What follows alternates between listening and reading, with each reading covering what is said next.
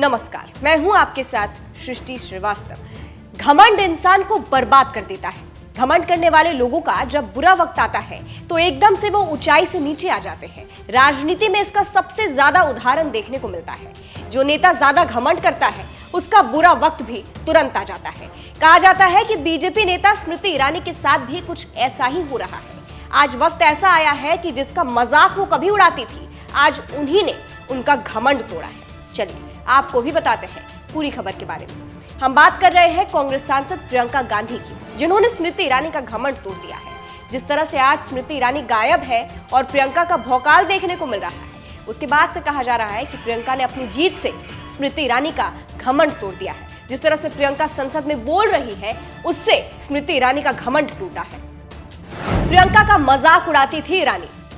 जब स्मृति ईरानी राजनीति में ऊंचाई पर थी और अमेठी से बीजेपी की सांसद थी, तब वो जमकर प्रियंका गांधी पर निशाना साधती थी। एक वक्त तो ऐसा भी आया जब कहा गया था कि भरे मंच पर उन्होंने प्रियंका की एक्टिंग की थी, जिसका वीडियो जमकर वायरल हुआ था। आप ये वीडियो देखिए। किसको मिलेगा? करते हुए कहने लगी धर्म का इस्तेमाल करता है। हम कहेगा धर्म का इस्तेमाल करते हैं भैया? हमको बतलाओ, राम मंदिर बनाया मोदी ने, पाप किया या पुण्य किया? बताओ। तो देखा आपने, उस वक्त तो स्मृति ईरानी प्रियंका की एक्टिंग करके काफी खुश थी। उन्होंने खूब सुर्खियां बटोरी थी, खूब घमंड किया था। लेकिन आज उनका घमंड चकनाचूर हो गया है। आज प्रियंका संसद में है और स्मृति ईरानी नहीं। प्रियंका किसी की एक्टिंग तो नहीं कर रही, लेकिन फैक्ट बोलकर सबका दिल भी जीत रही है और बीजेपी को तबाह कर रही है। प्रधानमंत्री जी यहाँ सदन में संविधान की किताब को यूं माथे से लगाते हैं, लेकिन संभल में, हाथरस में, मणिपुर में जब न्याय की गुहार आती है, उठती है, तो उनके माथे पे शिकन तक नहीं आता।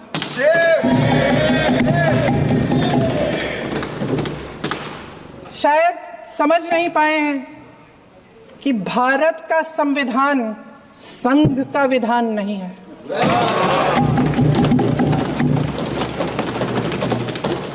भारत के संविधान ने हमें एकता दी, हमें आपसी प्रेम दिया। उस मोहब्बत की दुकान जिस पर आपको हंसी आती है, उसके साथ करोड़ों देशवासी चले। करोड़ों देशवासियों के दिल में एक दूसरे के लिए प्रेम है, घृणा नहीं है। आज प्रियंका दहाड़ रही है और स्मृति ईरानी चुप है। इसके अलावा एक वक्त ऐसा भी था जब स्मृति ईरानी ने प्रियंका को चैलेंज किया था और कहा था, मैं उन्हें, प्रियंका गांधी वाड्रा और राहुल गांधी को चुनौती देती हूं कि वे भाजपा के साथ बहस करने के लिए कोई भी चैनल, एंकर, स्थान, समय और मुद्दा चुने। दोनों भाई बहन एक तरफ और बीजेपी का एक प्रवक्ता एक तरफ। दूध का दूध, पानी का पानी हो जाएगा। लेकिन अब जब प्रियंका गांधी संसद में बोल रही है तो खुद गृह मंत्री अमित शाह चुपचाप सुन रहे हैं। जिस तरह से स्मृति ईरानी ने प्रियंका को चैलेंज किया था, आज प्रियंका दहाड़ भी रही है, लेकिन उनके सामने बीजेपी का नेता कुछ नहीं बोल पा रहा है। पूरी बीजेपी चुपचाप बैठी हुई थी। आप ये वीडियो भी देखिए।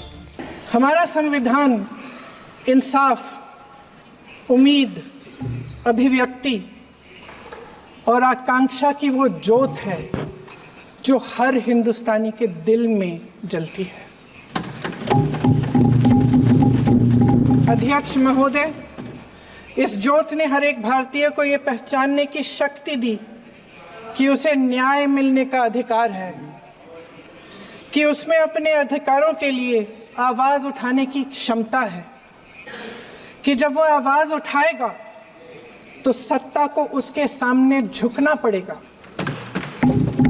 इस संविधान ने हर एक देशवासी को ये अधिकार दिया कि वो सरकार बना भी सकता है और सरकार बदल भी सकता है। ये ज्योत जो हर हिंदुस्तानी के दिल में जलती है, उसने हर हिंदुस्तानी को ये विश्वास दिया कि देश की संपत्ति में, देश की दौलत में, संसाधनों में उसका भी हिस्सा है, कि उसे एक सुरक्षित भविष्य की उम्मीद का अधिकार है, कि देश बनाने में भी उसकी भागीदारी है। उम्मीद और आशा की ये ज्योत मैंने देश के कोने कोने में खुद देखी है। तो देखा आपने, तो इससे आप समझ सकते हैं कि कैसे प्रियंका गांधी ने अपनी जीत से स्मृति ईरानी का घमंड तोड़ दिया है। फिलहाल आपको बता दें 2024 लोकसभा चुनाव में स्मृति ईरानी को अमेठी से कांग्रेस नेता किशोरी लाल शर्मा ने हरा दिया था। चौंकाने वाली बात यह थी कि किशोरी लाल शर्मा पहली बार चुनावी मैदान में थे। किशोरी लाल शर्मा की जीत पर प्रियंका ने कहा था, किशोरी भैया मुझे कभी कोई शक नहीं था, मुझे शुरू से ही यकीन था कि आप जीतेंगे। फिलहाल जिस तरह से स्मृति ईरानी की याद सबको आई है प्रियंका के भौकाल के बाद, कहा जा रहा है प्रियंका के भौकाल से स्मृति ईरानी का घमंड टूट गया है। उस पर आप क्या कहेंगे, कमेंट करके हमें जरूर बताइएगा। नमस्कार।